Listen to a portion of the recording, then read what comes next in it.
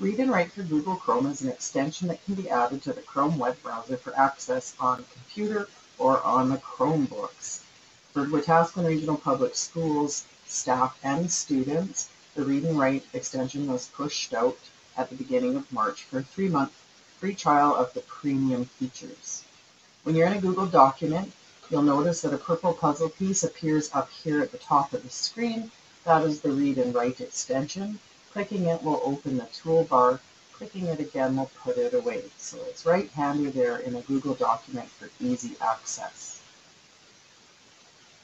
We'll start by just looking quickly at the Settings button, which is over here at this far end. In here, there are some things that you can change, including the voice of the person reading. Some students may respond better to a male voice, so there's also US Tom, as well as some other different accents. For French immersion students, you can change the accent to French Canadian. It will read French for you beautifully.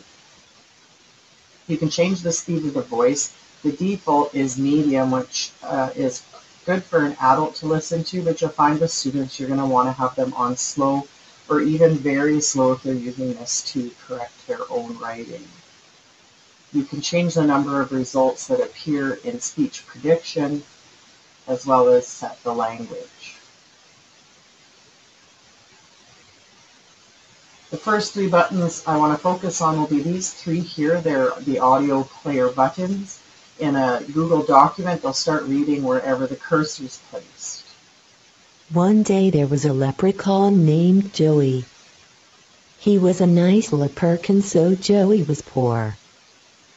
The dual highlighting system encourages students to track along as the Google Voice reads out loud to them. This also, as I had mentioned before, allows students to have their own stories read back to them to check for mistakes in their writing. They can pause the voice, make changes, and then continue along as they go. One day there was a leprechaun. When students are creating, they can turn on speech prediction, which will give them a list of suggested words as they are typing. They hover over a word. Went to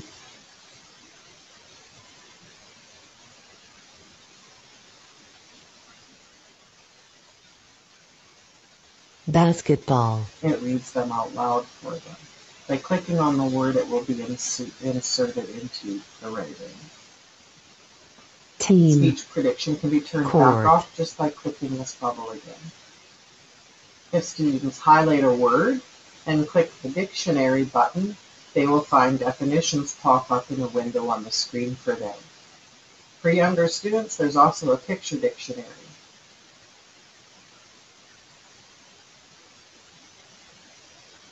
Also further down along the toolbar, you can find the Fact Finder button, which will Google search a selected word in a new tab for you.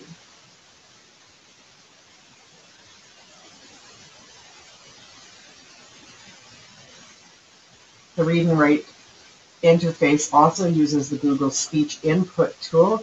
If I click this, the microphone will pop up and it will start to record what I am saying. Game after school today, period.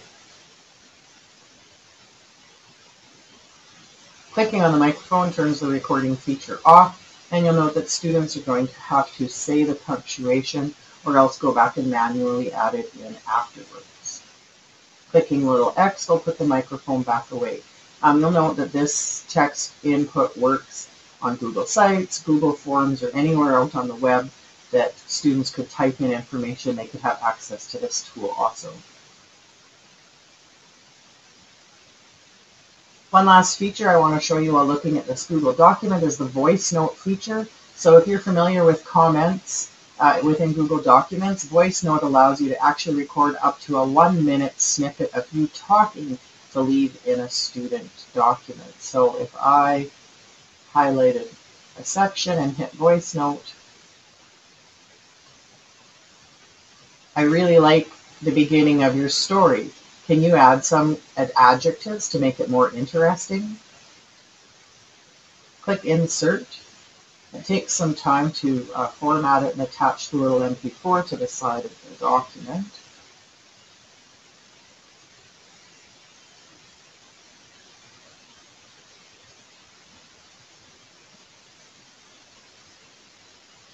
Now there it is on the side.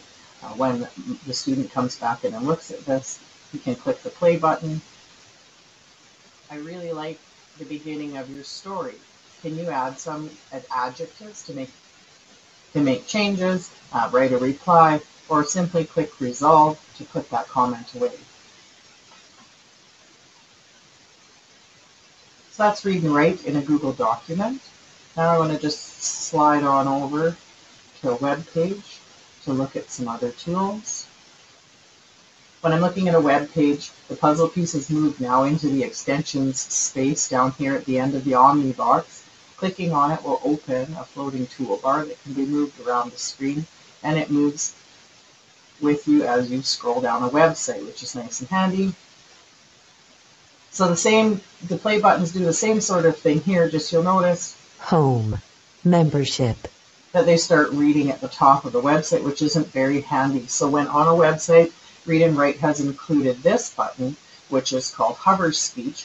You'll note when I click it on, a whole bunch of the other buttons gray out because we're in Hover Speech mode now. Anywhere I hang my mouse. Is a hat a frivolous accessory or necessity? When looking into its history, it quickly becomes And if I move over here, regional styles and stores. Las Vegas style. Louis. clicking the stop button will cause it to stop, and then clicking the Hover Speech button again will take it out of Hover Speech mode so that we can use the other tools.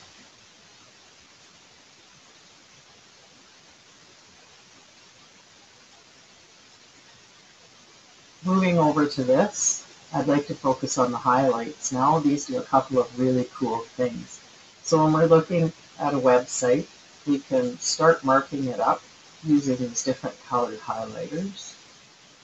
I'm just going to choose a few sentences in 2 different colors. So this could be facts and opinions. It could be connected to the subtopics that we're going to talk about in a research paper.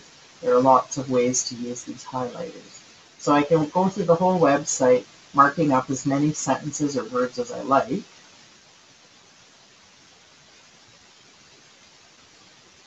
And right here at the end, there's a button that says Collect Highlights. Now when I click this, it's going to ask me which colors to collect and how to sort them. I can choose to sort them by color.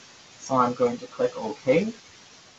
Notice that a new tab is open, and what it's actually done is created a new document with all of my highlights collected together by color for me. There's a link down here to the website that this was all collected off of, and then I am named at the bottom being the person who collected it. This document has already been saved in my drive.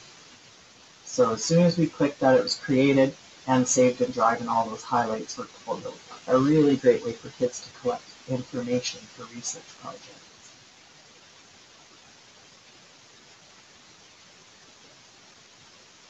Once I finish with my highlights, or if I want to do something different with the highlighters, I can hit Clear Highlights. That will take all of the highlights away off this page, allow me to start from scratch. I'm going to now just highlight some specific words. And it doesn't matter what color I use. I could use multiple colors or just one color if I like.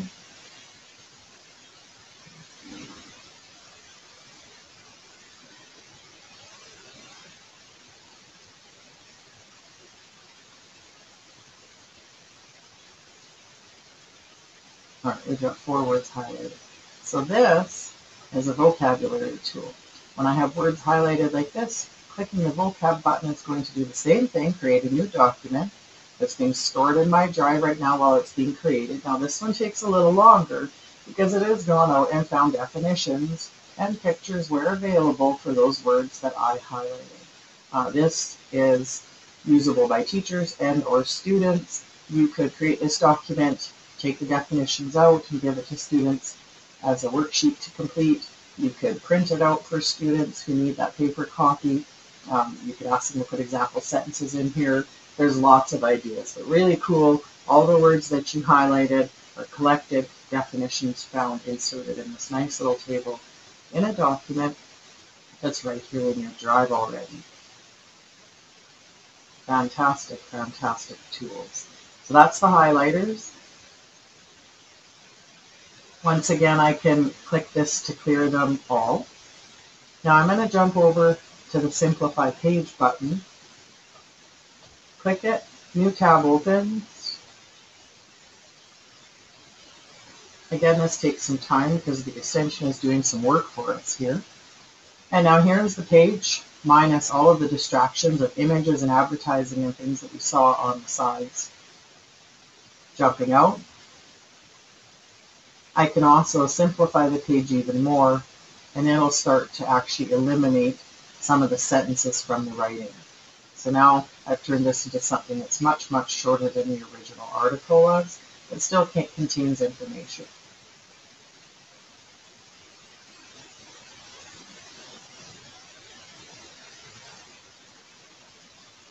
This is opened in a new tab as before, so I can always go back to the original website here if I choose. This is cannot be saved like this. It's just a website view.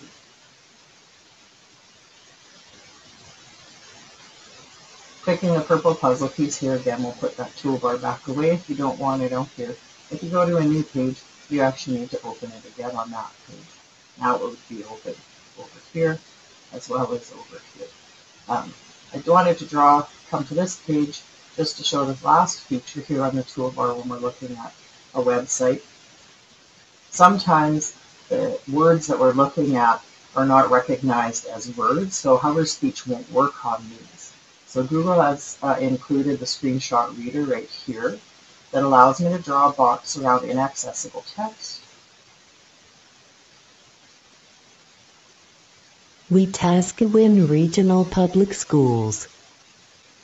And it'll read that for us too. So if you have pictures with words on them that students need to have read out loud, they can use that screenshot reader tool to do that. This also works in Google Slides. So when you're in a Google Slide, the puzzle piece is up here. When you click it, all you get is a crosshairs. Anywhere you draw that square, it'll actually read that information out loud too. So that's handy use in Google Slides also.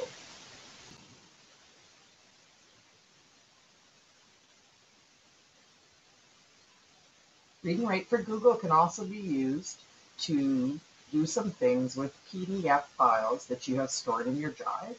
When you have a PDF open like this in the preview pane, you can click Open With at the top, hit the Read and Write button. It'll open the document in a new tab.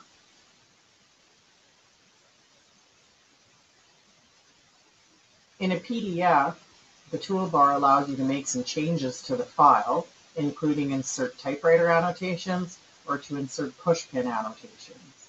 This is a typewriter annotation that I had inserted here. Just by clicking, you can do speech input, have it read your words back to you. Clicking the check mark will insert it like this onto the document. Students could answer questions. Inserting a pushpin inserts a pop-up note on the spot. Clicking on the pushpin will bring that note up.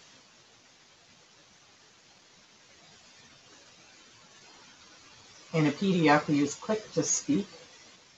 Turning that on and clicking Provides definitions which can be speech-enabled to improve comprehension. I can stop it, and then I can turn it back off by clicking again. When I highlight text,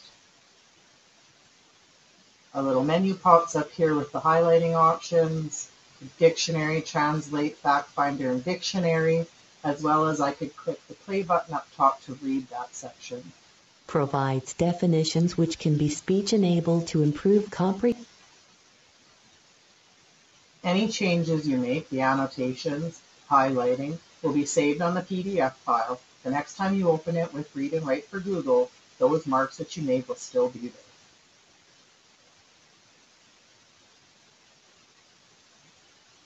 The last piece I'm going to show you is called Snapverter. This is a folder that was created in your drive when this extension was installed. If you find your Snapverter folder and double click to open it, you'll find 4 folders inside there. The last one being drop here to convert. Dropping a JPEG file or a PNG image file into this folder will cause the system to convert that to a PDF and put it here in this finished folder. The conversion can take a few minutes depending on the size of the file. When you're done, it'll be here and finished. You'll be able to open it up with Read and Write for Chrome and then make marks and annotations on it as needed. If you have Google Drive on your iPhone or your Android device, you will find the same Snapverter folder in there. Dropping images from your photo album on your device into this folder will cause those to be converted to JPEG images, also added to your drive for access on your computer or Chromebook later. That is Read and Write for Google. I thank you for watching. Have a great day.